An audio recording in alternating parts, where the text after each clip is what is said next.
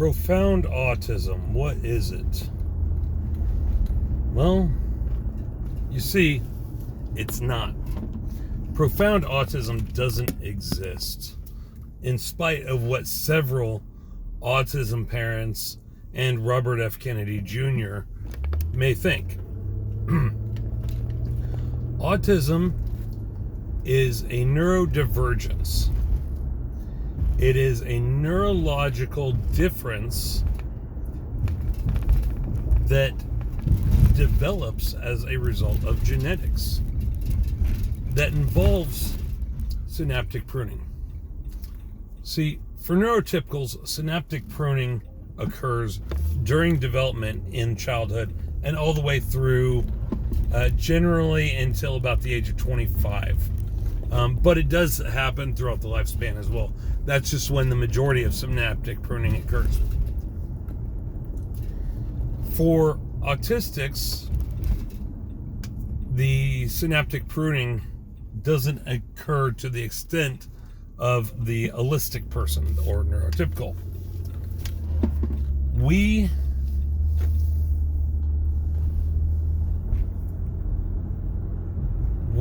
have the same number of synapses, neurotransmitters, as we did when we were children.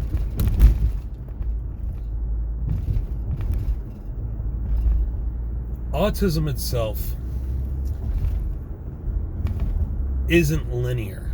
It's a spectrum, a color wheel. You can't be more or less autistic or profound autistic. Autism is divided into support needs. 3 support needs to be precise.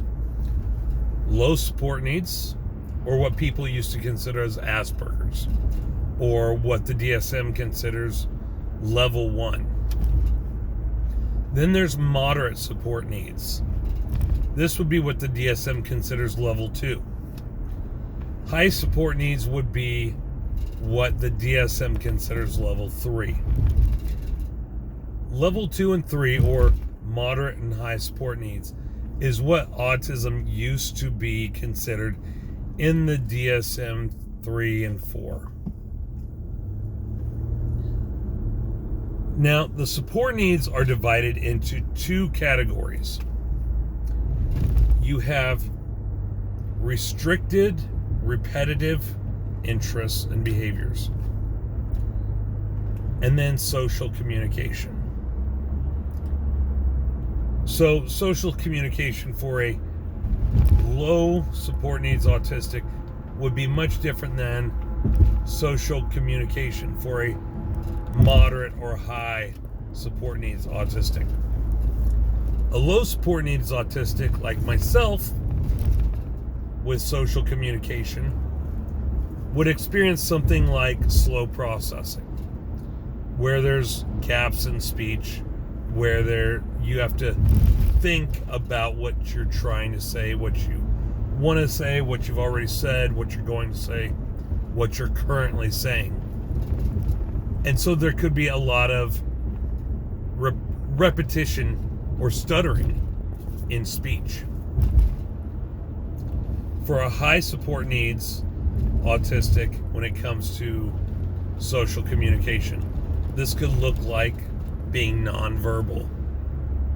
Same with moderate support needs. And this is due to the way we process information. A high support needs autistic, when it comes to social communication, is processing so much information that they actively decide not to bother with it, as a way of reserving spoons for something else that requires their processing far more than speaking. When I say saves their spoons, this goes back to spoon theory, where an individual begins each day with a certain amount of energy or spoons. So like for an holistic neurotypical person, the act of waking up, getting out of bed, going to the bathroom, brushing your hair, brushing your teeth, and getting dressed can cost 1 spoon. For a neurodivergent person, specifically autistics, the act of simply getting out of bed can cost 1 spoon. So for an autistic person, typically we end the day in the negative. And we don't start the next day with the same number of spoons. Instead, what happens is we begin the day sometimes at a 0. Sometimes we have spoons to start the day off, but it's less than what we did the day before. A neurotypical or holistic person will begin the day with the same number of spoons as yesterday.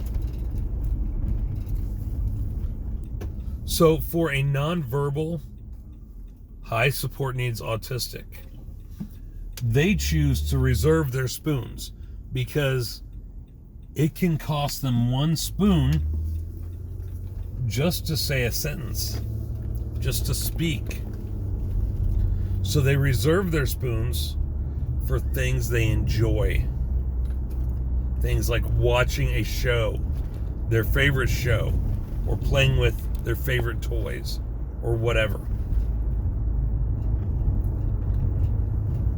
Now we come to the restrictive, repetitive behaviors.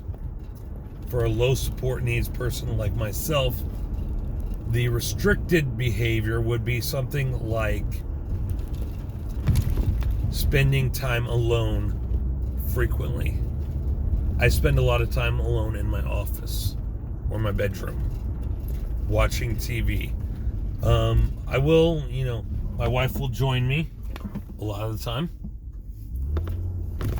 And we do something called parallel play, where we don't really interact a whole lot when we're together in the office or the bedroom or whatever.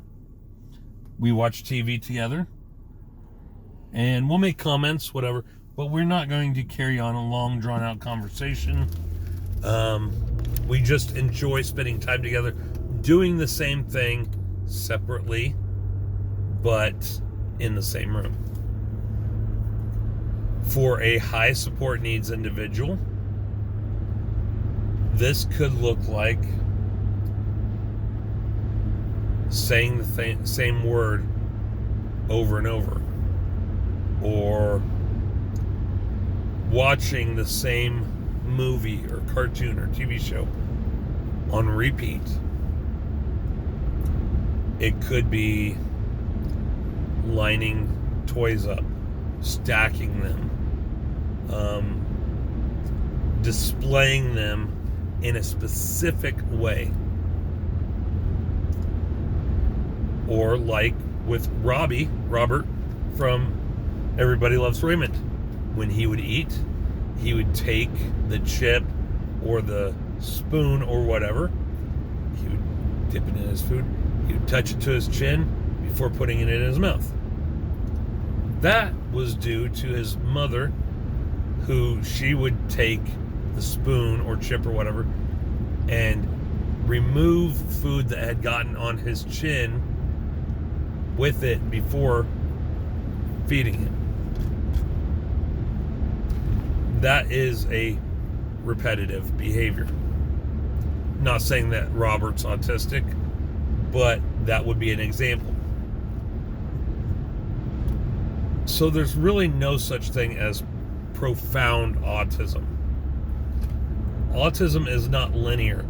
If it were linear, autism would be at one end, ADHD would be at the other.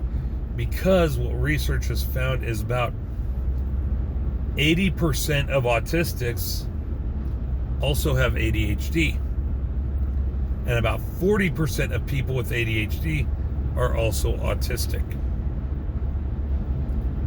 So if autism were linear in any way, you would have autism at one end, ADHD at the other, and the closer to one end would be the more of that neurodivergent trait you have. It's not. It's a color wheel with atypical traits on one side and neurodivergent traits on the other. And in that is a level of support needs. And in spite of what Robert F. Kennedy Jr. and all these autism parents say, autism does not destroy families. People who are not ready to be parents and accept and work through the bad as well as the good are what destroy families. There are a number of families impacted by autism that stay together because those parents understand what's important. Yeah, there may be bumps in the road. One parent may need more time than the other parent to wrap their minds around autism and everything that comes with it, and the fact that their child is not going to grow up to be like them, like in the TV Netflix series Atypical, where the father left for a few months when he found out his son would not grow up to be like him. He came back. He realized what was important. He understood what it meant to be a parent. The parents who leave and don't come back are the ones that don't understand what it means to be a parent. They don't understand what unconditional love is. Maybe they never really received it themselves. And those are the parents that shouldn't really be parents at all, because they aren't willing to work through the bad as well as the good, no matter how bad it can get.